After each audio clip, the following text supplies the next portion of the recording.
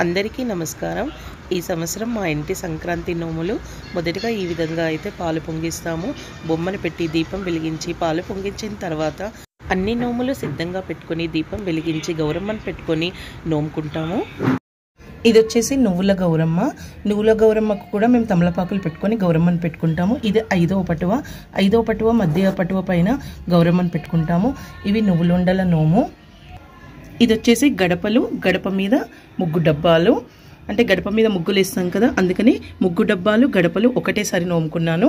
ఇక ఇది వచ్చేసి ఐరావతం నోము, అందుకని తెల్ల ఏనుగులు, ఒడిబియ్యం సామాగ్రి ఇవన్నీ పెట్టుకొని గౌరమ్మను పెట్టుకున్నాను. ఇక ఇది వచ్చేసి పసుపు కుంకుమ. ఇక ఇదేమో అమృత కలశాల నోము. ఇందులో పసుపు కుంకుమ నీళ్ళు ఇంకా అక్షంతలు పూలు ఇవన్నీ వేయాలి. ఇక ఈ సంవత్సరం సంక్రాంతి సోమవారం వచ్చింది కదా, అందుకని నందికి నానబియ్యం నోము ఇంకా శంకరుడికి శనిగల నోము అని పెట్టుకున్నాను. ఇక ఇక్కడ పెట్టాను చూడండి, నందీశ్వరుడు. ఈ విధంగా నందికి నానబియ్యం, శంకరుడికి శనిగల నోము. ఇక ఇదేమో గోపురం వత్తుల నోము. గోపురం వత్తులు ఈ విధంగా పెట్టుకొని నోముకున్నాను. ఇవి పండుగలప్పుడు వెలిగించుకోవచ్చు కదా. ఇక సోమవారం కదా అని చెప్పేసి పార్వతీ పరమేశ్వర్ల విగ్రహాలు పెట్టి నోముకున్నాను. ఈ విధంగా 13 పార్వతీ పరమేశ్వర్ల విగ్రహాలు పెట్టాను. ఇక కైలాస పర్వతం నోము.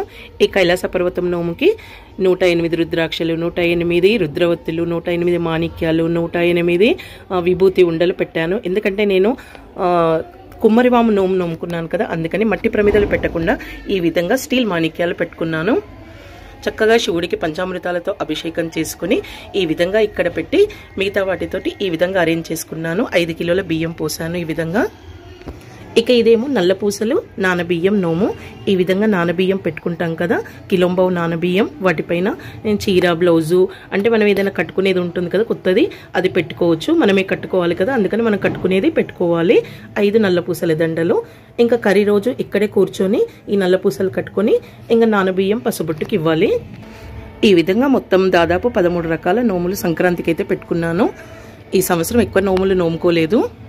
ఇక ఈ ఐరావతం నోము గురించి చెప్పలేదు కదా, ఈ ఐరావతం నోము నోముకుంటాం కదా, అదైతే ఎవరికైతే ఇస్తామో వాళ్ళు కూడా తప్పకుండా నోముకోవాలి. నోముకుంటాము అన్న వాళ్ళకి ఈ ఐరావతం నోము ఇవ్వాలి. ఈ విధంగా నోములన్నీ పెట్టుకొని మంగళహారతి ఇచ్చి తర్వాత మంచి రోజు చూసుకొని పంచాలి. ఇంకా కనుమ రోజు అయితే ఇవన్నీ పసుబొట్టుకు వస్తారు కదా, వాళ్ళకు ఇవన్నీ ప్యాక్ చేసి ఇచ్చేస్తాము. ఫ్రెండ్స్, ఈ సంవత్సరం సంక్రాంతికి అయితే నేను ఈ విధంగా నోములు పెట్టుకొని నోముకున్నాను. మీరు ఏ విధంగా నోముకున్నారు అనేది కామెంట్ చేసి చెప్పండి ఫ్రెండ్స్. ఎన్ని రకాల నోములు పెట్టుకున్నారు, ఎలా పెట్టుకున్నారు అనేది తెలియచేయండి.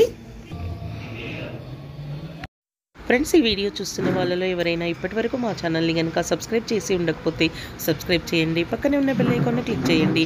మేము పెట్టే కొత్త వీడియోస్ నోటిఫికేషన్స్ మీరు చూడగలుగుతారు. అలాగే వీడియోకి ఒక లైక్ ఇవ్వండి. వీడియో ఎలా ఉందనేది కామెంట్ చేసి చెప్పండి. మరో కొత్త వీడియోతో మీ ముందు ఉంటాను.